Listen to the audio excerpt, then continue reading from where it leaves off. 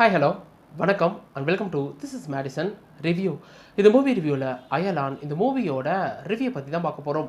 So இந்த படத்தோட ஒன்றின் ஸ்டோரி என்னன்னு கேட்டிங்கன்னா, படத்தோட ஸ்டார்டிங்லேயே வேற்று கிரகத்துலேருந்து வரக்கூடிய ஒரு கல் பூமியில் விழுற மாதிரி காட்டுறாங்க.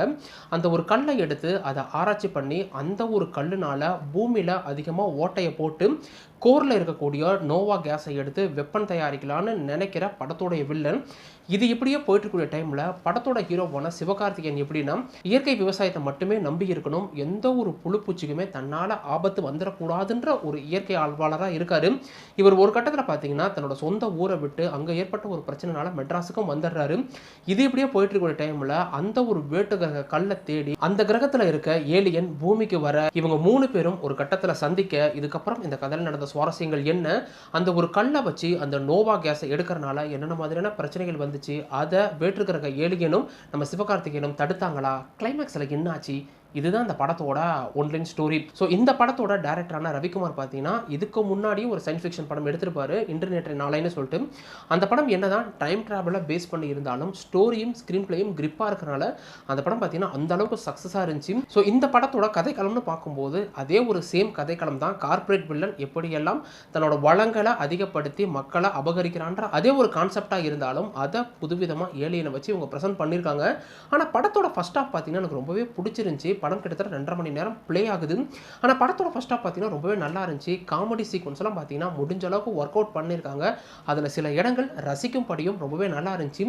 ஆனால் படத்தோட செகண்ட் ஹாஃப்னு போகும்போது படம் பார்த்தீங்கன்னா அதுக்கு மேலே செல்ஃப் எடுக்கவே இல்லை. படம் பார்த்தீங்கன்னா செகண்ட் ஹாஃபில் போகும்போது நமக்கு சிவகார்த்திகேயனை பார்க்கும்போது அவருக்கு சில சக்திகள் கிடைக்கும்போது, மாவீரன் படமாக இருக்கட்டும் இல்லை அவருக்கு அந்த மேனிபுலேட் பண்ணுற பவர்லாம் பார்க்கும்போது நிறைய இடங்களில் மின்னல் முரளியை பார்த்தீங்கன்னா அது ஞாபகப்படுத்திக்கிட்டே இருக்கு.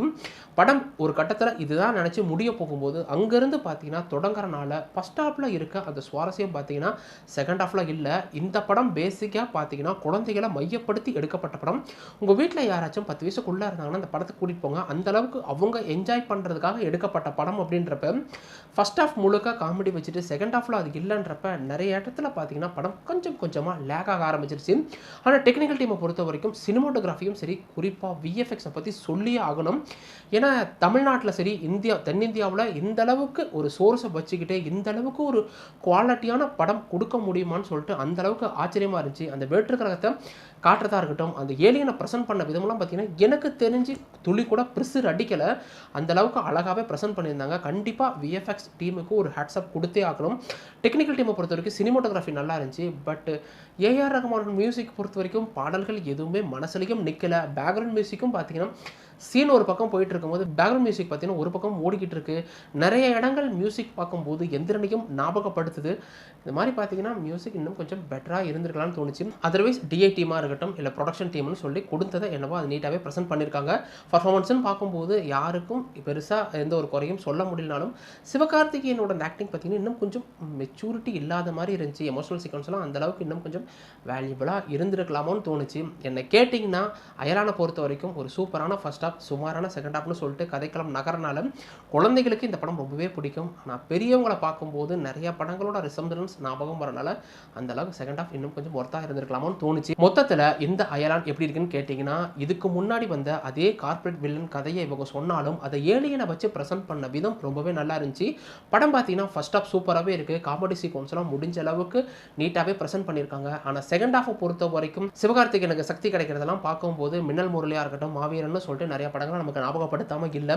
ஸோ ஃபர்ஸ்ட் ஹாஃபில் இருந்த அந்த கான்சன்ட்ரேஷன் செகண்ட் ஹாஃபில் இருந்தால் இந்த படம் இன்னுமே பெட்டராக இருந்திருக்கும். மற்றபடி டெக்னிக்கல் டீமை பொறுத்த வரைக்கும் விஎஃப்எக்ஸ்லாம் நீங்கள் குறை சொல்லவே முடியாது. இந்த அளவுக்கு தமிழ்நாட்டில் ஒரு சோர்ஸை வச்சுக்கிட்டு இந்த அளவுக்கு விஎஃப்எக்ஸ் பண்ணுறதுலாம் பெரிய விஷயம். அதெல்லாம் பார்த்தீங்கன்னா அடித்து நவுத்திருக்காங்க. ஸோ உங்கள் வீட்டில் யாராச்சும் ஒரு 10 வயசுக்குள்ளே குழந்தைங்க இருந்தாங்கன்னா கூட்டிகிட்டு போய் பாருங்கள். அவங்க இந்த படத்தை அந்த அளவுக்கு என்ஜாய் பண்ணுவாங்க. பட் நம்ம வளர்ந்த எருமாட்டுக்கெல்லாம் அந்த அளவுக்கு படம் பிடிக்குமா என்னன்னு தெரியல. எனக்கு பர்சனலாக இந்த படம் ஓகே தான் இருந்துச்சு. ஸோ வாய்ப்பு கிடைச்சா நீங்கள் ஒன் டைம் பாருங்கள். படம் தேட்டரில் மட்டும்தான் ரிலீஸ் ஆயிருக்கு. படத்தில் பார்த்தீங்கன்னா எந்த ஒரு அழகு கண்டென்ட்டே இல்லை. ஸோ ஃபேமிலியோட நீங்கள் தாராளமாக பார்க்கலாம். இந்த வீடியோ பிடிச்சதா உங்களுக்கு லைக் கொடுத்துங்க. சப்ஸ்கிரைப் பண்ணுறது பக்கத்தில் இருக்க பெல் ஐக்கானை கிளிக் பண்ணிக்கங்க. இன்னொரு வீடியோ நான் பார்க்குறேன். அது வரைக்கும் என்ன கரராக இருங்க, உஷாராக இருங்க. எப்போவுமே மேடிசன் ரிவ்யூ பார்க்க மறந்துடாதீங்க.